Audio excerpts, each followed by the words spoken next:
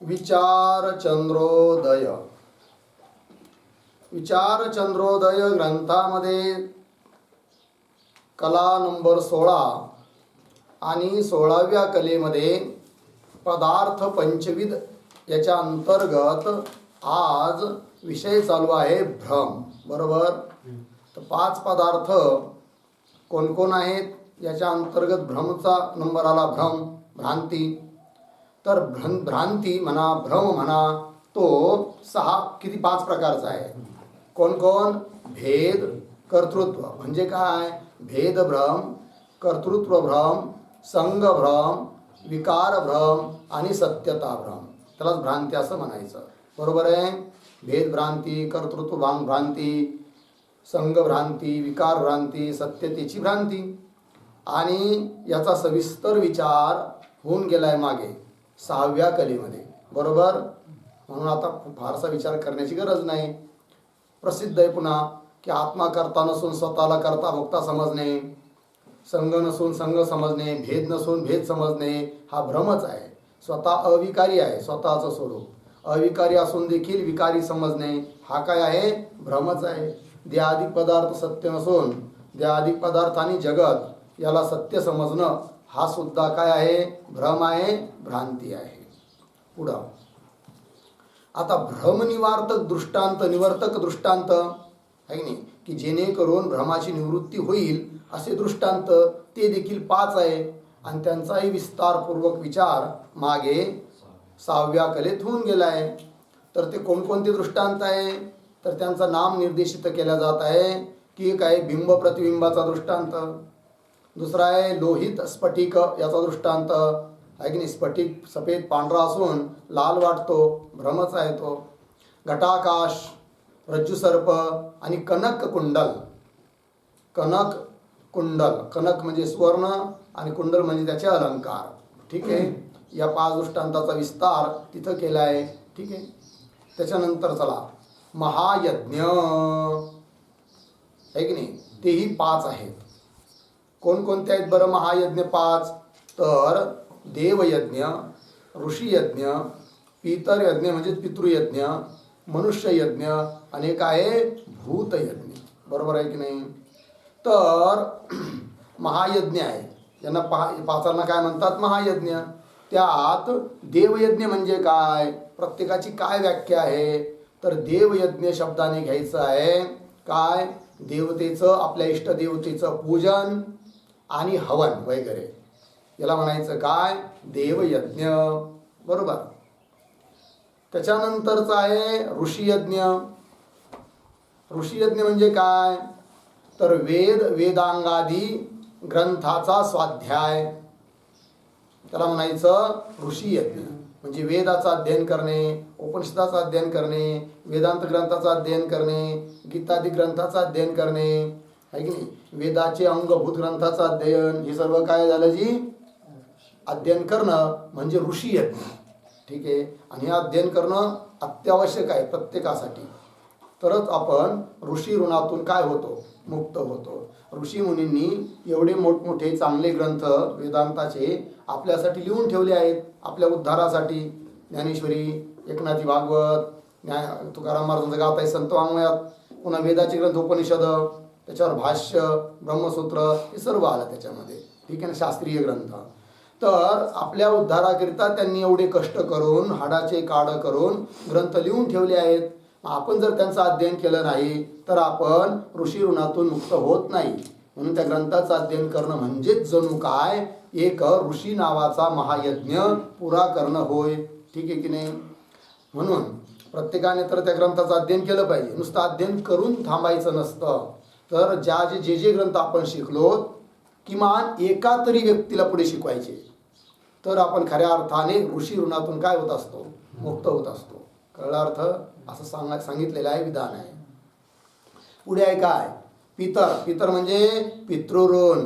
पितृऋण म्हणजे आपले जे पितर आहेत आहे की नाही, तर त्यांच्याकरिता श्राद्ध, तर्पण हे जे कर्मकांड सांगितलेलं आहे की नाही, त्यांच्या निमित्ताने ते करणं म्हणजेच काय? जी पितृयज्ञ. पितृ नावाचा महायज्ञ. नंतर आहे मनुष्ययज्ञ. मनुष्ययज्ञ म्हणजे काय बरं? अतिथी सत्कार आदी. कोणी अतिथी आला, अतिथीचं किती महात्म्य आहे. काल आपण सकाळी बघितलं कशात, कठोपनिषदामध्ये. ठीक आहे ना. तर अतिथीचा सत्कार, मानवासाठी परोपकारासाठी काही कार्य करणं म्हणजेच काय, मनुष्य महायज्ञ आहे. अन्नक्षेत्र उघडणं असेल, याऊ असेल, इष्टपूर्त ज्याला म्हणतात, पूर्त कर्म ज्याला म्हणतात, धर्मशाळा बांधणे वगैरे वगैरे, हे करणं म्हणजे काय, मनुष्य यज्ञच आहे. एक आहे पुढचा शेवटचा भूत नावाचा महायज्ञ, भूतयज्ञ त्याला म्हणतात. तर भूतयज्ञामध्ये बलिवैश्वदेव किंवा पंचबली ज्याला म्हणतात ते येतात. म्हणजे काय बरं, तर आपण जे अन्न खातो ना, तर आपल्या अन्नातून थोडासा हिस्सा, थोडासा एक भाग गाईला, थोडासा कुत्र्यांकरिता, कावळ्यांकरिता, मुंग्यांकरिता, अनेक देवतांकरिता देणे, याला म्हणायचं काय, भूतयज्ञ. ठीक आहे की नाही, असं त्याचा अर्थ आहे. पुढे काय आहे बरं, एक श्लोक लिहून घ्या. महायज्ञ सांगणारा मनुस्मृतीचा श्लोक आहे. अध्यापनम ब्रह्मयज्ञ, अध्यापनम ब्रह्मयज्ञ.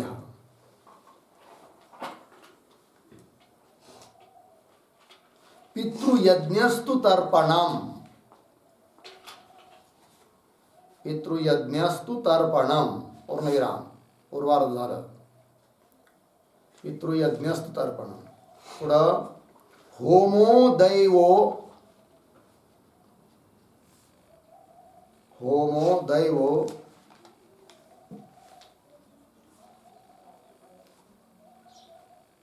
बलिर्भौतो, बलिर्भौतो,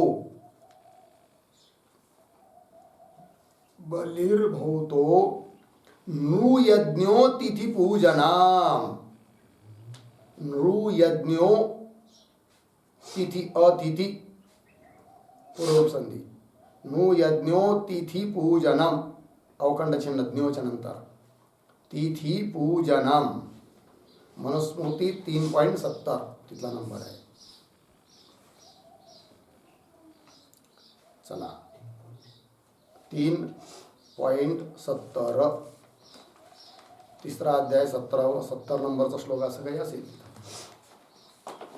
तर अध्यापनम हा ब्रह्मयज्ञ आहे. पितृयज्ञ तर्पणम, तर्पण आदी करणे पितृयज्ञ आहे. होमो दैवो बलिर्भौतः, अग्नि दैवयज्ञ म्हणजे काय, तर होम करणे, अग्नि बली वगैरे. आणि नृयज्ञ अतिथी पूजन. ठीक आहे जी, नाही होमो दैवो तिसरा, दैवयज्ञ म्हणजे होमादिक. आणि बलिर्भौतो, बलिर्भौत म्हणजे भूतयज्ञ, आहे की नाही, भूतांना प्राणी मात्रांना ते आहार देणे. नृयज्ञो तिथी पूजनम, अतिथी पूजनम नृयज्ञ. किती झाले, 5. ठीक आहे. चला पुढे जाऊया. पुढे काय आहे बरं, यम. आणि 5 यज्ञ का केले जातात बरं, त्याचे कारण सांगितलं जातात, आहे की नाही. तर आपल्या सांसारिक जीवनामध्ये 5 प्रकारच्या हिंसा रोज घडतात. दळताना, काढताना, स्वयंपाक करताना, अग्नी पेटवताना वगैरे वगैरे. त्या हिंसेच्या पापापासून दूर होण्याकरिता हे 5 प्रकारचे यज्ञ सांगितलेले आहेत. पुढे जाऊया. पुढे काय आहे जी, यम. सापडलं. तर यम 5 आहे. कोण कोण, अहिंसा, सत्य, ब्रह्मचर्य, अपरिग्रह, अस्तेय. अहिंसा म्हणजे कुणाचीही हिंसा न करणे, अहिंसा आहे. सत्य, सत्य म्हणजे सत्य बोलणे, सत्य वागणे, सत्य. ब्रह्मचर्याचं पालन करणे. ठीक. अपरिग्रह, अपरिग्रह म्हणजे आपला निर्वाह जेवढ्या वस्तूंनी आणि जेवढ्या धनाधिकाने होऊ शकतो तेवढा संग्रह करायचा, त्याच्या अतिरिक्त अधिक संग्रह न करणे, याला म्हणतात काय, अपरिग्रह. ठीक आहे ना.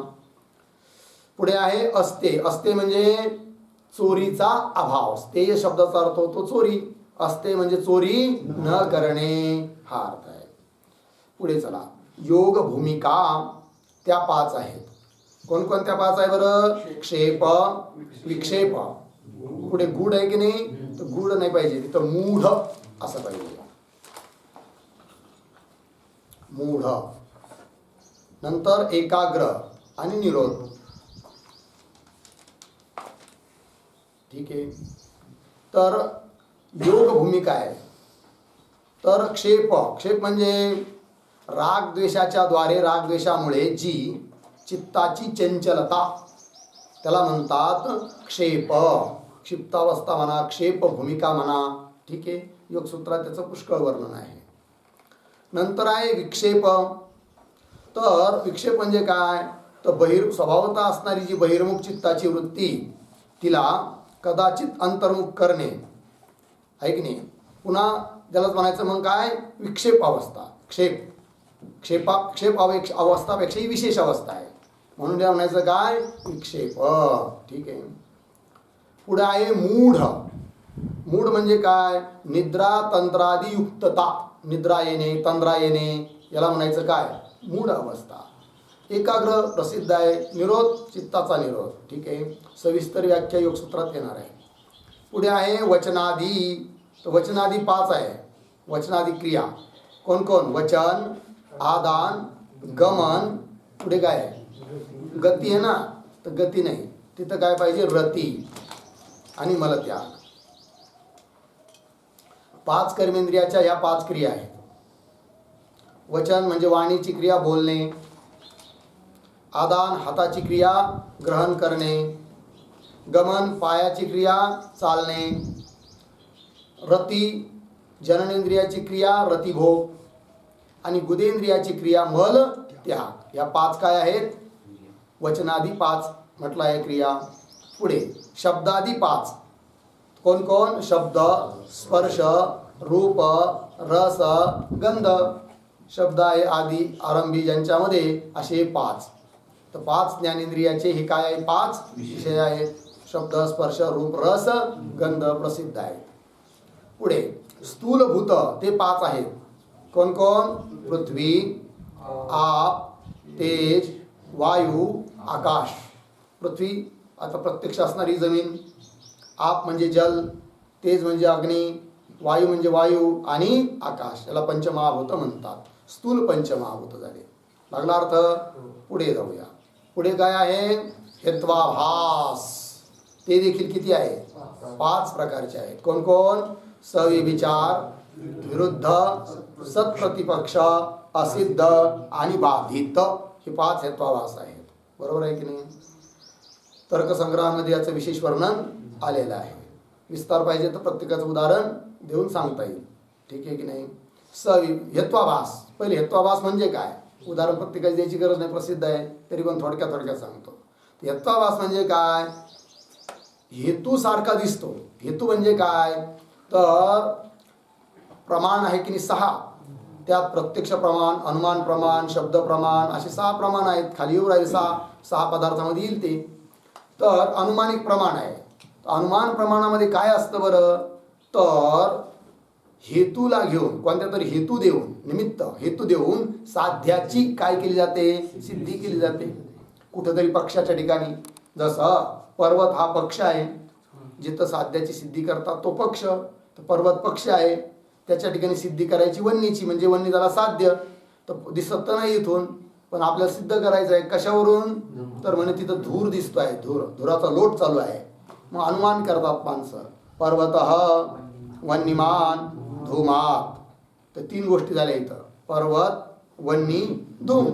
त्यात पर्वत हा पक्ष आहे, वन्नी साध्य आहे, आणि धूम हा काय आहे, हेतू आहे. आणि यत्र यत्र धूमः तत्र तत्र वन्नी यथा मानसम, हे उदाहरण आहे. कळलं की नाही. ते झालं. पण आता इथं जसा धूम हा हेतू दिला, तर काही ठिकाणी काय, हेतू नसतो पण हेतू सारखा दिसतो.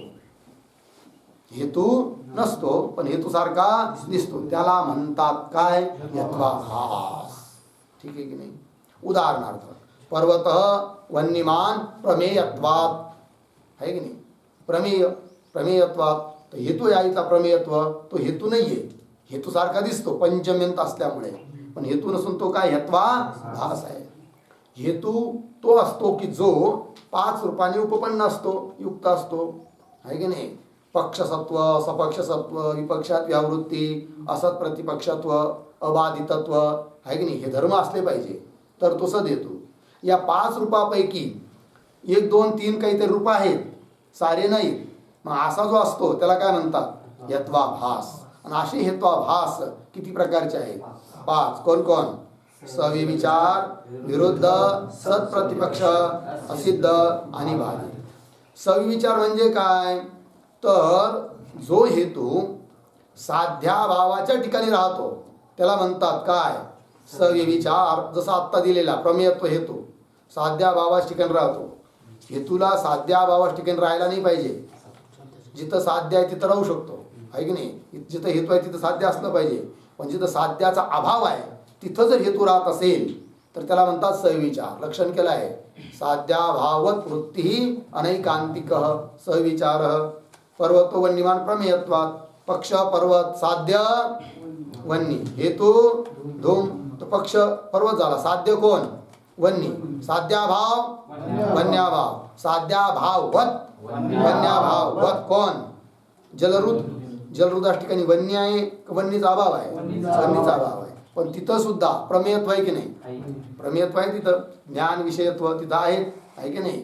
आणि म्हणून साध्याभावाच्या ठिकाणी जलरुदाच्या ठिकाणी प्रमेयत्व हेतू राहत आहे. म्हणून तो हेतू नसून हेत्वाभास आहे. कोणता? सविविचार. ठीक आहे. पुढे विरुद्ध. असा एखादा हेतू की जो साध्याच्या सिद्धीकरिता लिहिला आहे, परंतु साध्याची सिद्धी न करता तो काय करतो? उलट काम करतो. साध्याच्या अभावाची सिद्धी करतो.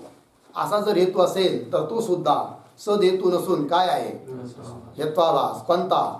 विरुद्ध नावाचा हेत्वाभास आहे.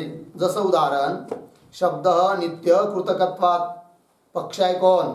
शब्द. साध्य नित्यत्व आणि हेतू कृतकत्व आहे. तर कृतकत्व हेतू जिथं असतो तिथं अनित्यत्व असतं. आता इथं साध्य आहे नित्यत्व, तर नित्यत्व साध्याच्या सिद्धीकरिता हेतू दिला आहे कृतकत्व म्हणजे कार्यत्व. पण कार्यत्व हेतूच्या द्वारे नित्यत्वाची सिद्धी न होता नित्यत्वाचा अभाव जो अनित्यत्व त्याचीच सिद्धी होते. म्हणून हा सदहेतू नसून काय आहे? असदहेतू आहे, हेत्वाभास आहे. कोणता? विरुद्ध. कोणता आहे? कृतकत्वात. लागला अर्थ? चला पुढचा आहे काय? सत्प्रतिपक्ष, आहे की नाही? ज्या ठिकाणी 2 हेतू असतात त्या 2 हेतूपैकी एक त्याच्या साध्याच्या अभावाला सिद्ध करतो आणि हा याच्या साध्याच्या अभावाला सिद्ध करतो. असा जो हेतू त्याला म्हणायचं काय? सत्प्रतिपक्ष, आहे की नाही? काही सिद्ध होत नाही, तो त्याच्या अभावाला सिद्ध करतो, तो त्याच्या अभावाला सिद्ध करण्याचा प्रयत्न करतो. पुढे असिद्ध. असिद्ध म्हणजे काय? असा हेतू की तो पक्षाच्या ठिकाणी राहत नाही त्याला म्हणतात काय? असिद्ध. समजा उदाहरणार्थ अनुमान केलाय कोणी, शब्द गुण चाक्षुषत्वात. पक्ष शब्द, साध्य गुणत्व, हेतू चाक्षुषत्व. चाक्षुषत्व शब्दाचा अर्थ होतो चक्षुर्जन्य प्रत्यक्ष विषयत्व, आहे की नाही? तर चक्षुच्या द्वारे प्रत्यक्षाचा विषय बनणे. तर आता हा हेतू चाक्षुषत्व हेतू पक्ष जो शब्द त्या ठिकाणी आहे का? नाही आहे. चक्षुच्या द्वारे शब्दाचं प्रत्यक्ष होतच नाही, श्रवणाच्या द्वारे होतं. मग शब्दाच्या ठिकाणी श्रावणत्व आहे का चाक्षुषत्व आहे? श्रावणत्व आहे. पण इथं हेतू म्हणून श्रावणत्व दिलाय का चाक्षुषत्व दिलाय? चाक्षुषत्व. म्हणून हा कसा आहे? असिद्ध नावाचा हेत्वाभास आहे. पुढे आहे बाधित, आहे की नाही? बाधित म्हणजे काय बरं? असा हेतू की त्याचं जे साध्य आहे त्या साध्याचा अभाव अन्य प्रमाणाने सिद्ध असेल तर त्या तिथल्या हेतूला म्हणायचं काय? बाधित. समजा आता अनुमान केलंय, अग्नी अनुष्ण द्रव्यत्वात. पक्ष अग्नी, साध्य अनुष्णत्व, हेतू द्रव्यत्व. तर द्रव्यत्व हेतूचं साध्य काय आहे? अनुष्णत्व म्हणजे उष्णत्वाचा अभाव. पण अग्नीच्या ठिकाणी अनुष्णत्व आहे का अनुष्णत्वाचा अभाव जो उष्णत्व ते आहे? उष्णत्व आहे की नाही? म्हणजे अनुष्णत्व जे साध्य त्याचा अभाव आहे. ठीक आहे की नाही? मग अशा ठिकाणचा जो हेतू आहे की नाही त्याला काय म्हणायचं इथं? बाधित. कारण इथं जो हेतू दिलाय द्रव्यत्व त्याचं साध्य जे अनुष्णत्व त्याचा अभाव जो उष्णत्व ते अन्य प्रमाणाने अग्नीच्या ठिकाणी म्हणजे प्रत्यक्ष प्रमाणाने अग्नीच्या ठिकाणी सिद्ध आहे. कोण? उष्णत्व म्हणजे साध्याचा अभाव. आणि अशा ठिकाणी तिथं अनुष्णत्वाला सिद्ध करण्याकरिता दिलेला जो हेतू उष्णत्व द्रव्यत्व हा काय झाला? बाधित नावाचा यत्वाभास. ठीक आहे, जाऊया पुढे. ज्ञानेंद्रिय. ज्ञानेंद्रिय किती आहेत? 5. कोण कोण? श्रोत्र, त्वचा, चक्षु, रसना, घ्राण. श्रोत्रेंद्रिय, त्वगेंद्रिय, चक्षुरेंद्रिय, रसनेंद्रिय आणि घ्राणेंद्रिय प्रसिद्ध आहेत. चला पुढे. हे झालं 5 पदार्थांचं निरूपण. त्याच्या पुढे आहे आता पदार्थ षड्विध. 6 पदार्थ कोण कोण आहेत त्याचा विचार. तर पहिला आहे तिथं अजीवत्वादी. काय दिलं आहे? अजीवत्व आहे आदी आरंभी ज्यांच्या असे 6 अजीवत्वादी. कोण कोण आहेत ते? अजीवत्व, नपुसकत्व, पंगुत्व, अंधत्व, बधिरत्व, मुग्धत्व हे 6. ठीक आहे. अहो म्हणे पण काय याचा अर्थ नेमकं काय आहेत हे सारे? अजीवत्वादी काय आहेत? तर हे आहे यती धर्म. काय आहेत? यती. यती म्हणजे संन्यासी, संन्यासाचे धर्म. ठीक आहे ना. अजीवत्वादी. आता एवढं कळालं संन्यासाचे धर्म आहे म्हणून, पण त्याचा प्रत्येकाचा अर्थ काय? तर पहिला धर्म सांगितलाय कोणता? अजीवत्व. अजीवत्व म्हणजे काय मग? अजीवत्व शब्दाचा अर्थ होतो रस विषयाची आसक्ती नसणे. रस विषय आपण भोजन करतो की नाही, आहे की नाही? असंच पाहिजे, तसंच पाहिजे, अशी चपाती, तशी भाजी, हीच भाजी, तीच भाजी, अशा प्रकारचे रस विषय आहे की नाही. तर रस विषयाची आसक्ती नसणे याला म्हणतात काय? अजीवत्व. साधूचा धर्म आहे. साधू क्षेत्रात आलं ना, भला अजून संन्यास जरी नसला घेतला, पण लाईनला तर त्या लागले आहेत ना, म्हणून काय असलं पाहिजे? अजीवत्व. कळलं की नाही? नाही कळलं? ब्रह्मचारी आहे ना, शिकायला आलोत ना, मग आज ब्रह्मचारी आहे, उद्या नष्टी ब्रह्मचारी हो, परवा संन्यासी हो, मग परमहंस हो. होणार तर आहे, मार्ग तर तोच आहे, पटरी तीच धरली ना, मग काय पाहिजे? अजीवत्व. कळलं? चला. नाही ह्या जन्मात धरली तर कधीतरी ह्या जन्म हिपटी धरावंच लागणार आहे. त्यात काही संशय आहे काच? आहे की नाही? अजिबात नाही. पर्यायच नाही, दुसरा मार्गच नाही आहे मोक्षाचा. एकच मार्ग आहे. कळलं? One way. जर अन्य दुसऱ्या कशाने जर मोक्ष प्राप्त होऊ शकला असता तर ठीक होतं बा, हा नाही तर तो मार्ग. पण एकच दुकान आहे, त्याने किती जरी भाव लावला तरी घ्यावाच लागणार आहे ना. तसं आहे ते. चला पुढे काय आहे? नपुसकत्व. नपुसकत्व म्हणजे काय बरं? तर नपुसकत्व सांगत असताना समजा थोडक्यात काय, निर्विकारपणा. नपुसकत्वाचा एका शब्दाचा अर्थ काय करायचा? निर्विकारपणा, निर्विकारिता. म्हणजे ही कशी बरं? तर याचा अर्थ असा आहे, समजा कोणीही जरी स्त्री, परिचित अपरिचित, छोटी मोठी, किशोर वयाची काय की नाही, कुमारी वयाची, वृद्ध जवान, कोणी जरी आली तर त्या साऱ्यांविषयी निर्विकार बुद्धी असली पाहिजे. मनामध्ये संकल्प विकल्प येता कामा नाही. त्याला इथं म्हटलं आहे नपुसकत्व. कळलं की नाही? असा अर्थ आहे निर्विकारित्व. पुढे काय आहे बरं? पंगुत्व. पंगुत्व म्हणजे काय बरं? पंगुत्व शब्दाचा अर्थ आहे संन्यासाकरिता शास्त्र सांगतं की एका ठिकाणी राहू नये. आहे की नाही? एका ठिकाणी राहू नये. मग काय करावं? तर प्रतिदिन चालत राहायचं. आज हे गाव तर उद्या ते गाव, परवा ते गाव. कळलं की नाही? असं शास्त्र सांगतं. पण आश्चर्य हे आहे की असा जर कोणी संन्यासी महात्मा करायला लागला तर लोक त्याला नाव ठेवतात आजकाल. लोक काय काही आहे का थारा थोडा काही, हा हे गाव तर ते गाव, भिकाऱ्याला जायचं गाव तसं आहे. ते उपदेश देणार काय की बघा ना, अमुक अमुक म्हणतं कसे मरोस तर त्याच गावात राहिले, त्याच गादीवर राहिले. असं कुठेतरी निश्चित राहावं. कशाला सोडावं हे गावचं ते गाव, ते गावचं ते गाव, असं लोक म्हणतात. पण लोक काय म्हणतात? इकडं बघू नये साधूने. शास्त्र काय म्हणतं? इकडे बघावं. मग आहे की नाही? मग खरा तर नियम कसा आहे? पंगुत्व. पंगुत्व म्हणजे काय? पण तर चालायचं रोज, हे बरोबर, पण एका दिवसामध्ये एक योजनापेक्षा अधिक न चालणे याला म्हणायचं पंगुत्व. एका दिवसात जास्तीत जास्त किती चालायचं? 1 योजन. 1 योजन शब्दाचा अर्थ होतो 4 किलोमीटर आजच्या भाषेत. बरोबर आहे ना? का 4 कोस? 3 किलोमीटरचं एक योजने वाटतं. असं नाही, कधी चुकते काही. चला, योजन शब्दाचा काय अर्थ आहे बघून घ्यावं नंतर, आहे की नाही. मला वाटतं ती 4 किलोमीटरचं योजन आहे किंवा 4 कोसाचा एक योजन आहे, असं काहीतरी आहे ते 12 कोस 40 किलोमीटर मध्ये 12 कोस. काय एक कोसाला 40 किलोमीटरला 12 कोस. 40 एक कोस सांगतेत ना. एक कोस म्हणजे किती? 4 किलोमीटर नाही, एक कोस म्हणजे 3 किलोमीटर. 3 किलोमीटरचा एक कोस होतो. परिक्रमेला तिकडे 40 किलोमीटरची 12 कोस सांगतात. ते जाऊ द्या.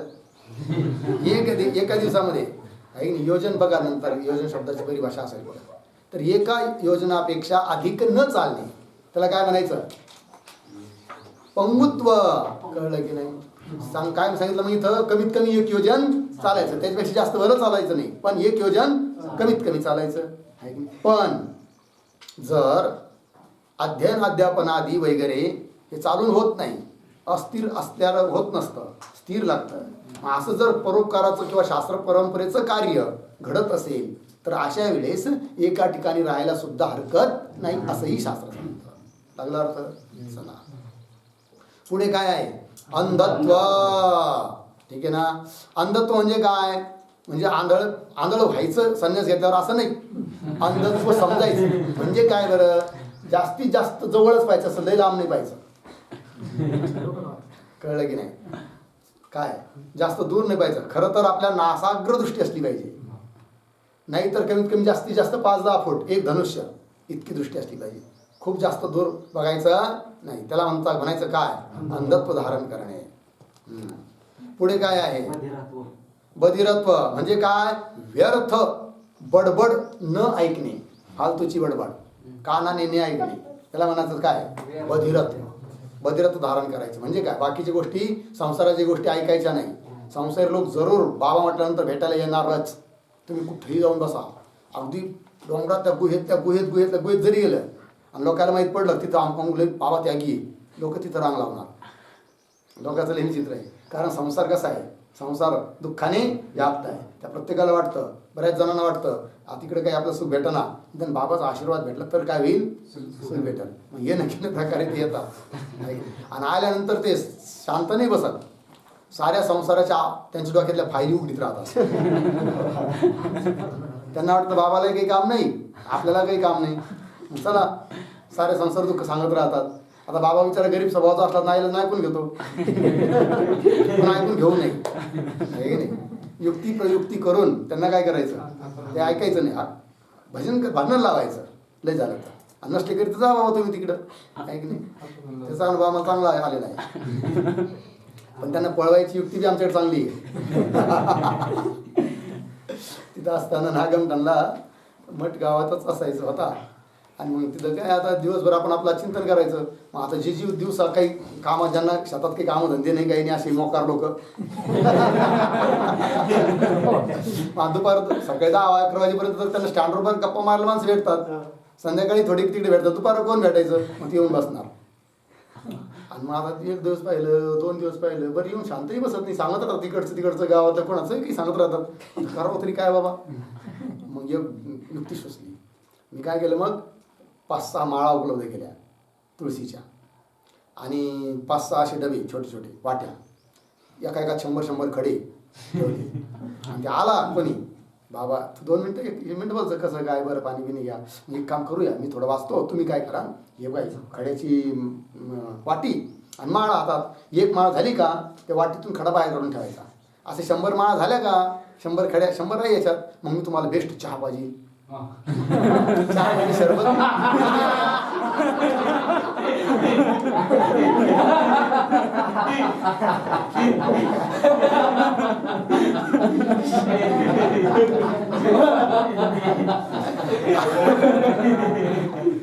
आता सांगा, एक जर समजा नवीन आले त्यांना तुम्ही एकदमच सरबत काय द्यायला लागले ते घेतील का? त्यांना लाडी बीड लावण्यासाठी तसं म्हणावंच लागणार ना. बरं का? मग काय केलं, घेतली बाबा त्याने आता माळ. 3-4 माळी वाढल्या कशा तरी, इकडे तिकडे पाहत असं कुठं तरी. आणि हळूच काय म्हणतो, जरा घरी पाहुणे येणार होते, मी जाऊन येऊ का?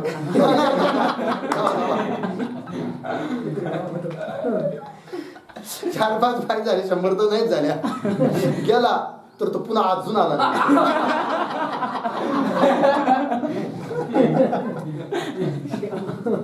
जस काही त्याला आपण जेलमध्ये टाकत होतो.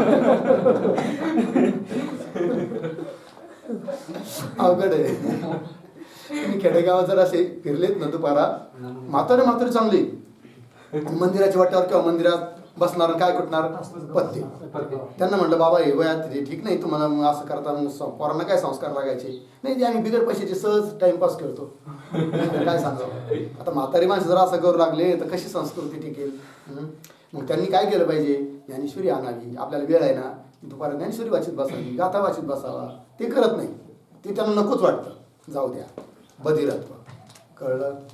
व्यर्थ बडबड कानाने न ऐकणे, याला म्हणतात बधिरत्व. पुढे मुग्धत्व. मुग्धत्व द्या ना. मुग्धत्व म्हणजे काय बरं, व्यवहाराच्या ठिकाणी शून्यता, मूढता. व्यवहारातलं लक्ष घालायचं नाही, आहे नाही. त्याला काय म्हणायचं, मुग्धत्व. येडेपणा घ्यायचा शहाणा असून सुद्धा, आहे नाही. घरामध्ये किंवा कुठं पण लय समजा चालला तिथं व्यवहार आणि लयच तिथं डोकं घालायचं. हा मराठीकडे काही करा, आम्हाला काही घेणं नाही. मला नाही येत होते, काय माहित नाही कसं असतं ते. जा तुम्ही 2 जण, मला काही त्यातलं कळत नाही. त्याला म्हणतात काय, मुग्धत्व. कळलं? चला पुढे काय बरं, अनादि पदार्थ. अनादि पदार्थ किती आहेत, 6चा विचार चालू आहे आता. अनादि म्हणजे काय, ध्यान द्या. आदि शब्दाचा अर्थ होतो कारण, आणि अनादि म्हणजे कारण रहित, अर्थात उत्पत्ती रहित, ज्याला कारणच नाहीये. उत्पत्ती रहित पदार्थ 6 आहेत. कोण कोण, जीव, बरोबर का, ईश्वर, शुद्ध चैतन्य म्हणजे ब्रह्मचैतन्य, अविद्या म्हणजे माया, आणि पुढे काय आहे, चेतन अविद्येचा संबंध. चैतन्य अविद्या संबंध म्हणजे माया आणि अविद्येचा, माया आणि चेतनाचा, माया आणि ब्रह्माचा संबंध. हा, पुन्हा त्यांचा भेद, परस्परांचा भेद. हे सारे 6 पदार्थ काय आहेत, अनादि आहे, स्वभावत आहेत. भेद काही आपल्याला उत्पन्न करावा लागतो का, जन्मजात आहे. जन्मजात मनुष्य समजतो. जीव जीवाचा भेद, ईश्वर जीवाचा भेद, वगैरे वगैरे सारांचा भेद. पुढे चला, अरिवर्ग. सापडलं का, अरिवर्ग. अरिवर्ग, अरि शब्दाचा अर्थ होतो शत्रू, वर्ग म्हणजे समूह, शत्रूंचा समूह. आणि कसं काय शत्रूंचा समूह, तर बघा कोण सांगितले ते, काम क्रोध आदी. काम क्रोध आदी खरे शत्रू आहेत, पण खऱ्या शत्रूला माणूस शत्रू समजत नाही. आणि व्यवहारातले जे दुसरी माणसं ती खऱ्या अर्थाने शत्रू नसतात, पण त्यांना मनुष्य काय समजतो, शत्रू समजतो. आणि खरे शत्रू कोण आहे आपले, काम क्रोध. आणि कसं काय, तर काम क्रोध लोभादी जे आहेत ना, ते जर असतील तर आपल्याला परमार्थ होत नाही. कामे नेले चित्त नेदी अवलोक मुख. कामे चित्त नेले मुख अवलोकू नेदी. कामाने चित्त घेऊन गेलं काम, त्यामुळे भगवंताचं मुख आपल्याला पाहता येत नाही, अवलोकन करता येत नाही. परमार्थाला प्रतिबंध झाला की नाही, आहे की नाही. परमार्थाचं साधन करता येत नाही, त्यामुळे परलोकाची प्राप्ती होणार नाही आणि मोक्षाची प्राप्ती अत्यंत दूरच राहिली. म्हणून आपले खऱ्या अर्थाने शत्रू कोण आहेत, काम क्रोधाधिक. म्हणून यांना म्हटलं इथं अरिवर्ग, आहे की नाही. आपल्या हृदयात स्थित असतात ते. कोण कोण आहेत ते, काम, क्रोध, लोभ, मद, मत्सर आणि अहंकार. अहंकार आहे की नाही, अहंकारला खोडून तिथं लिहायचं मोह.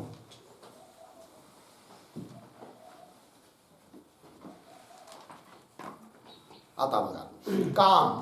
काम म्हणजे काय बरं, प्राप्त वस्तूच्या भोगाची इच्छा, त्याला काय म्हणतात, काम. ठीक आहे की नाही. पुन्हा क्रोध. क्रोध म्हणजे द्वेष. लोभ. लोभ म्हणजे काय, अप्राप्त वस्तूच्या प्राप्तीची इच्छा. जी वस्तू अजून प्राप्त नाहीये पण प्राप्त व्हावी असं वाटतं, त्याला काय म्हणतात, लोभ, आहे की नाही. आणि लोभ कधीच पूर्ण होत नाही, कामही पूर्ण होत नाही. काम जर पूर्ण झाला नाही तर तो रूप धारण करतो कशाचं, क्रोधाचं. ठीक आहे की नाही. हा, आणि समजा काम पूर्ण झाला तर तो पूर्ण झालेला काम रूप धारण करतो कशाचं, लोभाचं. आणि काम पूर्ण झाला नाही तर पूर्ण न झालेला काम रूप धारण करतो कशाचं, क्रोधाचं. क्रोध येतो माणसाला. आणि काम पूर्ण झाला तर लोभ सुटतो. कळलं की नाही. असं कठीण गोष्टी बघा. लोभ झालं 3. त्याच्यानंतर पुढे काय आहे? मद. मद म्हणजे काय? गर्व, अहंकार आहे की नाही? मद शब्दाचा अर्थ. पुढे आहे मत्सर. मत्सर म्हणजे काय? दुसऱ्याचा उत्कर्ष सहन न होणे, त्याला काय म्हणतात? मत्सर आहे की नाही? दुसरा कोणी आपल्या पुढे चालला आहे की नाही, तर ते सहन न होणं, याला काय म्हणायचं? मत्सर. काय राहू त्यांनी शब्दार्चने 2 एकर जमीन घेतली माझ्या मागून येऊन. बरं बरं, मी पण बघतो आता. हा तो पाठामध्ये लयच हुशार आहे, लयच बोलतो. अरे बोलू दे, मग त्याच्या पुढे तू जास्त अभ्यास कर ना. पण तसं नाही, त्याचं पुस्तकच लपून ठेवायचं पाठात. त्याला म्हणतात तो पुढे नाही गेला पाहिजे. हीच प्रवृत्ती जास्त आहे जगात, आहे की नाही? दुसऱ्याचे पाय धरून ओढायचे. पण त्याचा पाय धरून ओढल्यापेक्षा त्याने झेंडा लावलाय ना 10 फुटाचा, तू 20 फुटाचा बांबू आण ना. त्यापेक्षा जास्त मेहनत केली, ते नाही करायचं. मग त्याने आपला 10 फुटाचा होता, त्याने 10 फुटाचा लावला ना, मग रात्री जाऊन त्याचा 10 फुटाचा आहे ना 2 फूट कापून टाकायचं. ही प्रवृत्ती लोकांची. पण तसं नाही करू. त्याने 10 फुटाचा लावला तर आपण दुसरा आणून 12 फुटाचा लावावा. आपलं वाढवावं ना. पण तसं नाही, जाऊ द्या. मत्सर. कळलं? दुसऱ्याचा उत्कर्ष सहन. आणि पुढे काय? मोह. मोह म्हणजे काय बरं? आत्मा आणि अनात्मा आहे की नाही, या दोघांचा अविवेक, एक बात. किंवा कार्य काय अकार्य काय याचा अविवेक, याला म्हणतात मोह. बरोबर? काय काय? आत्मा आणि अनात्मा यांचा अविवेक म्हणजे आत्मा अनात्मा न कळणं आहे की नाही, अविवेक, याला मोह म्हणायचं. किंवा दुसऱ्या रीतीने आणखीन कार्य आणि अकार्य म्हणजे काय करायला पाहिजे आणि काय करू नये हेच ज्याला कळत नाही म्हणायचं, तिथं काय आहे? मग मोह आहे की नाही? आपण मनुष्याला जन्माला आलेलो आहे ना, आपण काय करावं, शास्त्र काय सांगतं, श्रेष्ठ लोक काय सांगतात, आपलं कल्याण कशात आहे, युक्ती काय सांगते, आपलं अंतःकरण काय सांगतं, देशकाल परिस्थिती काय म्हणते, या साऱ्या गोष्टीचा विचार करून आपण परमार्थ केला पाहिजे. मग परमार्थात अनेक अंग आहे. तुम्हाला जर अध्ययन झापत नसेल, नामस्मरण करा. ते होत नसेल तर भरपूर काही ना अंग आहे ना. काय? परमार्थाचे अनेक अंग आहे. पारायण करा, ज्ञानेश्वरी पाठ करा, वगैरे वगैरे. तर काय करावं काय करू नये हेच ज्याला कळत नाही, अविवेक, त्याला काय म्हणायचं? मोह. करायला पाहिजे परमार्थ आणि करतो संसार. बापाची इच्छा नाही, आईची इच्छा नाही की याने घरी यावं, लग्न करावं म्हणून. ते सपशेल सांगतात, अरे बाबा जाय तू, तुला अर्पण, स्वामीजी हा तुम्हाला अर्पण, दान. पण तरी पळून जातोय. काय म्हणावं आता? मोह. कळलं? चला, ही विकार आहे, शत्रू आहे, याचा त्याग करायचा आहे. काम क्रोध हे सारे काय आहे? शत्रू आहे ना, हरिवर्ग, यांचा त्याग करायचा आहे. म्हणून मोह ठेवू नये माणसाने. पुढे चला बरं. अवस्था. अवस्था किती आहेत? 6. अवस्था म्हणजे काय पण? तर अवस्था कोणत्या आहे? एकदा शिशु, कौमार ह्या अवस्था सांगितल्या आहे पुढं. तिथं अवस्था शब्दाचा, इथल्या अवस्था शब्दाचा अर्थ घ्यायचा स्थूल देहाचे कालविशेष. ठीक आहे ना? स्थूल देहाचे कालविशेष, त्या अवस्था. तर अशा 6 आहेत पहा. कोण कोण? शिशु, कौमार, पौगंड, किशोर, यवन, जरा. सापडल्या? तर शिशु म्हणजे काय? तर लहान मुलगा असतो, बालक, मुलगा मुलगी कोणी असू द्या, 1 वर्षापर्यंत जो काल त्याचा जन्मल्यापासून 1 वर्षापर्यंत, तेव्हा त्याला शिशु म्हणतात. काय म्हणायचं? शिशु, बालक, शिशु. मग 1 वर्षाच्या नंतर 5 वर्ष पूर्ण होईपर्यंत जो काल, त्याला म्हणायचं कौमार. कोणती अवस्था आहे? कौमार. त्यालाच आपण कुमार म्हणतो. कुमार, त्याचाच भाव आहे कौमार. ठीक आहे ना? बरं. पुढे आहे, पण काही माणसं फार 30-40 वर्ष झाली तरी लिहितात काय? कुमार लिहितात. कुमार अवस्था कुठपर्यंत आहे? 5 वर्षापर्यंत आहे. ठीक आहे. पुढे आहे पौगंड. पौगंड म्हणजे 5 वर्ष पूर्ण झाले ना, त्याच्यानंतर 6वं सुरू झालं, तर तिथपासून 10वं वर्ष पूर्ण होईपर्यंत त्याला म्हणायचं काय? पौगंड अवस्था. बरोबर? पौगंड अवस्था. त्याच्यानंतर आहे किशोर अवस्था. किशोर अवस्था म्हणजे 10 वर्ष पूर्ण झाले, आता 11वं सुरू झालं, तर 11व्यापासून तर 15वं वर्ष पूर्ण होईपर्यंत जी अवस्था तिला म्हणायचं किशोर अवस्था. ठीक आहे. त्याच्यानंतर आहे यवन. यवन म्हणजे आता 15 वर्ष पूर्ण झाले, 16वं चालू झालं. तर 16व्या वर्षापासून तर 40वं वर्ष पूर्ण होईपर्यंत जी अवस्था 16 ते 40 त्याला म्हणायचं काय? यवन, तरुण, तारुण्य अवस्था, यवन अवस्था. हा, यवन म्हणजे मुसलमान नाही, ते यवन आहे, यवन. ठीक आहे ना, तारुण्य अवस्था. पुढे जरा.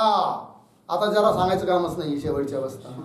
40 पूर्ण झाली, 41वं सुरू झालं ना, माणसाने स्वतःला समजूनच नाही घेऊ काय की मी तरुण आहे म्हणून. कारण शास्त्र सांगतं काय?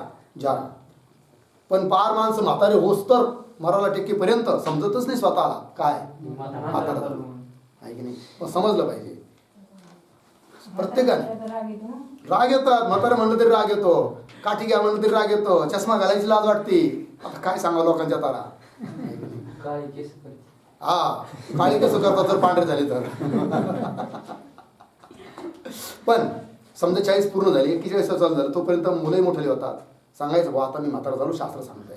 आणि म्हातारं समजणं म्हणजे तिथून पुढं जबाबदारी कमी होऊ नये. या मुलांना सांगायचं, शिष्यांना, मुलांना, साऱ्याला सांगायची जबाबदारी तुमच्या. आता मला भजन करू द्या. आणि नुसतं एकांतात जाऊन काय करायचं, मग भजन करायचं. त्यांचे लय लुडबुड करायची नाही. मी तर काही म्हातारे थोडं जरी त्यांना विचारलं नाही ना, लय काय करतात ते घरात काय शब्द आहे, खूप ताण करतात. त्याला काय शब्द आहे हो, तांडव माजवतात. दुसरे काही शब्द आणखी जाऊ द्या, कळलं की नाही. म्हणजे त्यांना असा राग येतो की आत्ताच तुला काय कळतं, तुला काही कळत नाही. माझा अनुभव आहे, विचारला पाहिजे शब्दभर तो. हा, आणि याला वाटते म्हाताऱ्याला काही कळत नाही, काही नाही, चुप बसावा आता. मग दोघांचे मतभेद होतात आहे की नाही, आणि मग जमत नाही. त्यापेक्षा म्हाताऱ्याने शहाणपणा करावा ना. काय सांभाळा बाबा, मला काही घेणं नाही, तुम्ही 2 रुपयाला विका, तुमचे काय वस्तू वगैरे असेल किंवा घ्या विका काय असेल ते, मला काही नफा होईल तरी तुमचा, तोटा होईल तरी तुमचा. तुम्ही आज समजदार आहात. मी काय फक्त आता एक भाकर दिली खाणार, झाडाखाली जाऊन ज्ञानेश्वरी वाचीत बसणार. किती आनंद आहे बघा बरं. आणि ते पण असं जर एखाद्या म्हाताऱ्याने केलं ना, मग ती मुलं लई जीव लावतात त्याला. आमचे बाबा ना लई सज्जन साधूच.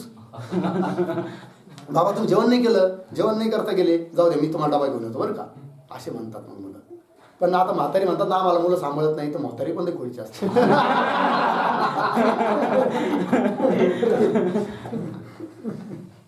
याचा अर्थ सर्व ठिकाणी म्हाताऱ्यांचाच दोष असंही नाही म्हणता येत. पोरं बिले विचित्र असतात. काही ठिकाणी काय असतं, म्हातारी चांगली असतात, पोरही चांगले असतात. पण त्या आलेल्या बाहेरून पोरी आजकालच्या त्यांना सहनच होत नाही तिसरा माणूस. कोणी पाहुणा जरी आला 2 भाकरी जास्त टाकाय काम पडलं ना, तन तन तन तन करते आहे की नाही. पण असं नाही आहे. पूर्वीच्या काळात किती जरी पाहुणे आले तर अत्यंत आदर असायचा पाहुण्यांविषयी. किती दिवसानंतर आले, जायला लागले, नाही बाबा थांबा तुम्ही 2 दिवस अजून, असं म्हणायचे आहे की नाही. प्रेम होती, आत्मीयता होती. आता सारं गेलं आहे की नाही. आता रोजचं फोनवर काय असतं, बोलणं असतं, त्यामुळे महत्त्व राहिलं नाही. आता पत्र पण राहिले नाही, पत्र व्यवहार आहे की नाही. त्याला पत्रच कळत नव्हतं आतापर्यंत. पत्र कसं होतं, जन्मले बस त्याला पत्रच माहिती नाही, फोन आले. तर माझ्याकडे होतं एक 50 पैशाचं शिल्लक. पहिली 15 पैसे किंमत होती, आता 50 झाली, आता 1 रुपया झाला असेल. जर दाखवलं, याला पत्र म्हणतात. त्याच्यावर पत्ता लिहायचा, त्याच्यावर मजकूर लिहायचा, मग ते पाठवायचं. पोस्टमन घेऊन जाणार आणि ती वाट पाहत राहणार, आपलं पत्र येईल बरं का. आणि जर आलं तर ते मोठं हौशेने म्हातारं काय करायचं, वाचणाऱ्याकडे घेऊन जाणार. हे याला वाचून दाखव बरं जरा. तो एक वेगळा आनंद होता. ठीक आहे, जाऊ द्या, विस्तार नको आहे. आता अनेक पदार्थ आहे म्हणून विस्तार उघड आहे, वेगवेगळे ना चालेल. पुढे काय बरं, ईश्वराचे भाग. भाग नाही, तिथं पाहिजे भग. भग भगवान म्हणतो ना आपण. भग भग भग ज्याच्या जवळ आहे त्याला म्हणायचं भगवान. ते भग कोण कोण आहेत ते इथं सांगितलं. तर समग्र ऐश्वर्य, संपूर्ण ऐश्वर्य ज्याच्या जवळ आहे, समग्र धर्म, समग्र यश म्हणजे कीर्ती, समग्र स्त्री म्हणजे लक्ष्मी, समग्र ज्ञान, संपूर्ण ज्ञान आणि संपूर्ण वैराग्य, ही 6 गुण ज्याच्या ठिकाणी आहेत त्याला म्हणतात भगवान, अर्थात ईश्वर. ज्ञान, गुण, ऐश्वर्य काय ते ऐका, यश, श्री, औदार्य, ज्ञान, वैराग्य, ऐश्वर्य, हे 6 गुण वरी वस्ती जेत म्हणून तो. चला पुढे, ईश्वराचे ज्ञान. ईश्वराचं ज्ञान कसं आहे सांगतात. उत्पत्ती, ईश्वर ज्ञान किती आणि कसं आहे सांगतायत बघा. उत्पत्ती, प्रलय, गती, आगती, विद्या आणि अविद्या. 6 झाले ना. तर ईश्वराला उत्पत्तीचं ज्ञान आहे. जगताची उत्पत्ती, प्रत्येक वस्तूची उत्पत्ती कुठून कशी काय हे सर्व ज्ञान आहे. कुणाला? ईश्वराला. प्रलयाचं ज्ञान आहे, कधी होणार कसा होणार. गती याचंही ज्ञान आहे. कुणाला? ईश्वराला. आणि आगती, गती आणि आगती म्हणजे काय? आगती म्हणजे या लोकामध्ये जीवाचं आगमन, रूप आगती, याला म्हणायचं आगती. त्याचं ज्ञान ईश्वराला आहे. आणि गती म्हणजे या लोकातून परलोकाला इत्यादिकाला जाणे. कोणता जीव आता मेलान कुठं जाणार आहे ही ज्ञान आहे. कुणाला? ईश्वराला. आणि कोणता जीव कुठून आणि कुठं कोणाच्या घरी जन्माला येणार आहे ही ज्ञान आहे. कुणाला?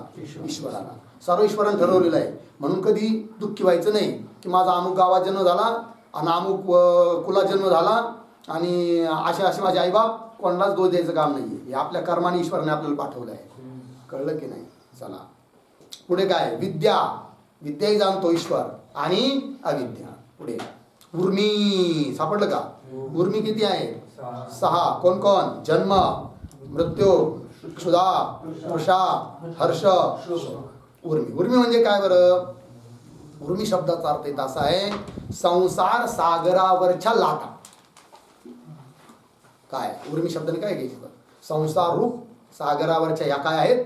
लाटा आहेत. जसं समुद्रावर लाटा असतातच तसं संसार म्हटलं की 6 उर्मी असणारच. 6 लाटा. कोण कोण? जन्म. जन्म होतो. मरण माहितीच आहे. क्षुधा म्हणजे भूक, तृषा म्हणजे तहान, हर्ष म्हणजे आनंद, आणि शोक म्हणजे दुःख. कधी शोक होणार, कधी हर्ष होणार. पण हर्ष झाला तर खूप जास्त मनावर घ्यायचं नाही, आणि शोक झाला तर तरी देखील मनावर परिणाम होऊ द्यायचा नाही. याच्यावर नक्कीच राहायचं. कळलं? चला हे साऱ्या गोष्टी. पुढे काय? कर्म. सापडलं? तर कर्म म्हणजे आता इथे कोणते कर्म आले बा? तर इथं कर्म शब्दाने घ्यायचं नित्य कर्म, रोज केल्या जाणारं कर्म, नित्य कर्म. तर असे 6 आहेत पहा. कोण कोण? स्नान. तिथं काय लिहिले पहिलं? स्त्रण नाही, तिथं पाहिजे स्नान. आंघोळ, स्नान, रोज केले जाणार कर्म आहे बघा. त्याच्यानंतर जप. प्रत्येकाने असा निश्चय ठेवला पाहिजे. काही कर्म हे जे आता नित्य कर्म आहे ना त्याच्यापैकी की आपल्याला स्नान रोज झालंच पाहिजे.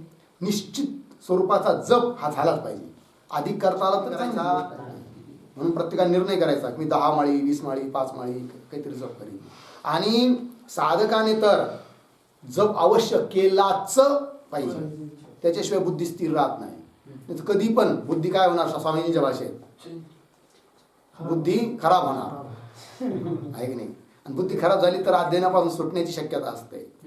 बुद्धी खराब होऊ नये म्हणून काय केलं पाहिजे? जप. त्यातले त्यात गायत्रीचा जप विशेष सांगितला आहे ब्रह्मचार्याकरिता, ब्रह्मचारी पुरुषाकरिता. ठीक आहे जी, खूप पावर आहे, ताकद आहे गायत्रीमध्ये. तर कमीत कमी 11 माळी, 20 माळी जेवढं होईल तेवढं. 30 माळी जर केला तर 9 दिवसात एक लघु पुरस्चरण पूर्ण होतं. 27,000 असं आहे की नाही. 2-3 प्रकार आहेत पुरस्चरणाचे. आणि एक तरी पुरस्चरण पूर्ण करायचं तरच पुढे संन्यास घ्यायचा तर घ्यायचा. घ्या अगर नका घेऊ, परंतु अध्ययन झाल्यानंतर कमीत कमी काय? एक पुरस्चरण. एक पुरस्चरण म्हणजे 24 लाखाचं पूर्ण करायचं. रोज जर 66 माळीचा जप केला तर त्याला सरासरी 7-8 तास लागतात. सकाळी 2 तास, दुपारी 2 तास, संध्याकाळी असं 4-4 तास करून तर एका वर्षात पूर्ण होतं. आणि जर कमी केला मग त्या हिशोबाने समजा तसा वेळ लागणार. ठीक आहे ना. तर अवश्य करायचं. काही गोष्टी नर्मदा परिक्रमा जीवनातून एकदा तरी करायचीच आहे की नाही. अवश्य करायची. एकट्याने करायची ती पण. फोन बरोबर न ठेवता करायची. करताना बडबड असं कोणी भेटलं तर गप्पा गोष्टी मारीत नाही चालायच्या. नियम करायचा. काय? चालायला लागलं मुख बंद, नामस्मरण चालू, असं काहीतरी करायचं. कळलं की नाही. काही गोष्टी केल्याच पाहिजे. झालं जी. पुढे काय? तर स्नान, जप, होम आहे की नाही. होम म्हणजे अग्निहोत्र वगैरे. पण जाऊ द्या आता मला नसलं येत तर. पुढे अर्चन. अर्चन म्हणजे देवपूजा अवश्य केली पाहिजे. भगवंताची प्रतिमा जी आपली इष्ट आहे, ज्याला जो देव आवडतो त्यांनी काय केली पाहिजे? त्याची पूजा केली पाहिजे. आतिथ्य. कोणी जर अतिथी आला तर त्याचं आतिथ्य केलं पाहिजे, म्हणजे अतिथीचा सत्कार केला पाहिजे. पुन्हा वैश्वदेव. वैश्वदेव म्हणजे वैश्वदेव सांगितले ना. अग्नी इत्यादी कामाने द्रव्याचा होम, आणि दुसरी गोष्ट ते आता सांगितलं बली वैश्वदेव, गाईला कावळ्यांना वगैरे वगैरे ग्रास देणे वगैरे वगैरे. ठीक आहे, पुढे चला. आता झालं नाही, कर्म कळाले. मग यातलं काय काय करणार? रोज स्नान तर चालूच आहे, फक्त दिवस उगायच्या आत करायचं. जपाचा निश्चय करा. ए काय चाललंय? पाठ आहे हा. काय हो चाललंय? तुझ्या होचा अर्थ असा होतो उपेक्षा. स्नान, जप, अर्चन, आतिथ्य लागला अर्थ. चला पुढे आहे कौशिक. कौशिक, कौशिक म्हणजे काय? तर कौशिक शब्दाचा अर्थ आहे अन्नमय कोश स्वरूप जो देह आहे की नाही आपला, तर त्या देहामध्ये उत्पन्न होणारे पदार्थ, अन्न आधी खाऊन या स्थूल देहामध्ये उत्पन्न होणारे जे पदार्थ, त्यांना इथं म्हणायचं कौशिक. कौशिकच आहे ना, या स्थूल देहामध्ये उत्पन्न होणारे पदार्थ. कोण कोण आहे असे बघा पुढे. त्वक, मांस, रुधिर, मेद, मज्जा, अस्थि, हे 6. बरोबर. त्वक म्हणजे काय? त्वचा, त्वग इंद्रिय. मांस म्हणजे प्रसिद्ध आहे, रुधिर रक्त. मेद, मेद म्हणजे काय बरं? चरबी आहे की नाही, त्याला काय म्हणायचं? चरबी. सफेद मांस त्याला चरबी म्हणतात. मज्जा, मज्जा काय आहे माहिती का? हाडांच्या आतमध्ये चिकट असा धातू विशेष, त्याला मज्जा म्हणतात. आणि काय? अस्थि म्हणजे हाडं आहे की नाही. हे 6 पदार्थ उत्पन्न होतात या स्थूल देहात अन्न आधी खाल्ल्याने. बरोबर. चला पुढे. कौशिक यांना म्हणायचं. पुढे आहे प्रमाण. प्रमाण किती आहेत? 6. कोण कोण? प्रत्यक्ष, अनुमान, शब्द, उपमान, अर्थापत्ती आणि अनुपलब्धी. बरोबर. आता माहिती आहे तुम्हाला सर्वांना 6 प्रमाण. प्रत्यक्ष म्हणजे काय? इंद्रिय हेच काय आहे? प्रत्यक्ष प्रमाण आहे. अनुमान प्रमाण माहिती आहे की नाही. अनुमिती प्रमेयचं जे करण त्याला म्हणायचं काय? अनुमान प्रमाण, अर्थात हेतूचं ज्ञान. ठीक आहे ना. आणि प्रत्यक्ष प्रमाण म्हणजे काय? प्रत्यक्ष प्रमेयचं जे करण त्याला म्हणायचं प्रत्यक्ष प्रमाण. अशी इंद्रिय आहेत. बरोबर. इंद्रिय, अनुमान, पुढे काय आहे? शब्द. शब्द म्हणजे काय? शब्द प्रमाणापासून शाब्दी प्रमा उत्पन्न होते. शाब्दी प्रमेयचं जे करण त्याला म्हणायचं शब्द प्रमाण. त्या शब्द प्रमाणाचे 2 प्रकार, लौकिक शब्द, वैदिक शब्द. लोक व्यवहारातले शब्द अनेक असतात, वैदिक वेदातले शब्द. ठीक आहे. त्याच्यानंतर उपमान, उपमिती प्रमेयचं जे करण अर्थात सादृश्य ज्ञान त्याला म्हणायचं उपमान प्रमाण. ठीक आहे. जसं गायीच्या ठिकाणी गवयाच्या सादृश्यतेचं ज्ञान हे उपमान प्रमाण आहे, आणि गवयाच्या ठिकाणी गायीच्या सादृश्यतेचं ज्ञान उपमिती प्रमाण आहे. ठीक आहे जी. चला पुढे. पुढे काय बरं? अर्थापत्ती प्रमाण. अर्थापत्ती प्रमेयचं जे करण त्याला म्हणतात अर्थापत्ती प्रमाण. बरोबर. उदाहरणार्थ एखादा मनुष्य खूप स्थूल आहे आणि त्याची ख्याती झाली, काय? जेवतच नाही महाराज. आता जेवत नाही, स्थूल संगती बसते का? नाही. मग काय करतात पाहणारे ऐकणारे? कल्पना करतात की ज्या अर्थी स्थूल आहे आणि जेवत नाही, नक्कीच काय? रात्री जेवत असला पाहिजे. रात्रीच्या भोजनाची कल्पना हे झालं काय? अर्थापत्ती प्रमा. आणि त्याला कारण स्थूलतेचं ज्ञान हे झालं अर्थापत्ती प्रमाण. लागला अर्थजी. पुढे काय मग? स्थूलतेचं ज्ञान हे उपपाद्य ज्ञान आहे. उपपाद्य ज्ञानावरून उपपादकाची कल्पना. ठीक आहे. अर्थात अर्थापत्ती प्रमाण. आणि त्याला कारण उपपाद्याचं ज्ञान, स्थूलतेचं ज्ञान हे झालं अर्थापत्ती प्रमाण. पुढे अनुपलब्धी. अनुपलब्धी प्रमाणापासून अभाव प्रमा उत्पन्न होते. अभाव प्रमेयचं जे करण त्याला म्हणायचं काय? अनुपलब्धी प्रमाण. म्हणजे काय? उपलब्धीचा अभाव. अनुपलब्धी म्हणजे काय? उपलब्धीचा अभाव हे प्रमाण आहे, आणि अभावाचा निश्चय हे अभाव प्रमा आहे. जसं इथं घट स्यात तरी उपलब्धेत. घट असता तर उपलब्ध झाला असतं, म्हणजे प्रत्यक्ष झालं असतं. नोपलभ्यते, तर नोपलभ्यते हे झालं अर्थापत्ती अनुपलब्धी प्रमाण. आणि त्याच्यामुळे इथं नोपलभ्यते आता नास्ती. नास्ती म्हणजे नाहीये, घट नाहीये म्हणजे घटाचा अभाव. तर घटाच्या अभावाचा निश्चय हे झालं काय? अभाव प्रमा. आणि त्या अभाव प्रमेचं करण अनुपलब्धी प्रमा म्हणजे उपलब्धीचा अभाव. ठीक आहे, झालं जी. पुढे काय बरं? भ्रम सापडलं. तर भ्रमच ना. हा, ते किती आहे? 6. कुळ, जाती, गोत्र, वर्ण, आश्रम, नाम हे सारे भ्रम आहे पहा. म्हणजे काय बरं? वस्तुतः आपल्या ठिकाणी आपलं जे स्वस्वरूप आहे त्याच ठिकाणी कुळ आहे, जाती, गोत्र, वर्ण, आश्रम, नाम काहीच नाही आहे. तरी देखील मनुष्य व्यवहारात स्वतःला काय समजतो? माझं कुळ अमुक आहे, अमुक माझी जाती आहे, ब्राह्मण, क्षत्रिय, वैश्य जी असेल ती. पुन्हा गोत्र, कश्यप, वसिष्ठ आदी गोत्र सांगतात, विचारल्यावर सांगतात की नाही. वर्ण, वर्ण म्हणजे मी कोणत्या वर्णातला आहे? ब्राह्मण आहे, क्षत्रिय आहे, वैश्य आहे, शूद्र आहे असं. आश्रम, ब्रह्मचारी आहे, ब्रह्मचारी आश्रमात आहे का गृहस्थ आश्रमात आहे, किंवा वानप्रस्थात आहे, किंवा संन्यास आश्रमात आहे. किंवा नाम, माझं काय नाव आहे? यज्ञदत्त, देवदत्त. हे सार झालं की नाही. हे सारं कोणाच्या संबंधाने आहे? देहाच्या संबंधाने आहे, आत्म्याच्या नाही. आणि आपलं स्वरूप देह आहे का आत्मा आहे? आत्मा आहे. आत्म्याच्या ठिकाणी कोणतेच धर्म नाही, पण सारे धर्म आपण आपल्या ठिकाणी समजतो. म्हणजेच हा काय आहे? भ्रमच आहे. चला पुढे रस. रस किती प्रकारचे आहे? 6. कोण कोण? मधुर, आम्ल, लवण, कटू, कषाय.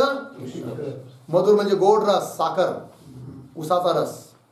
आम्ल, आंबट, चिंच आहे की नाही. लवण, खारट, मीठ वगैरे.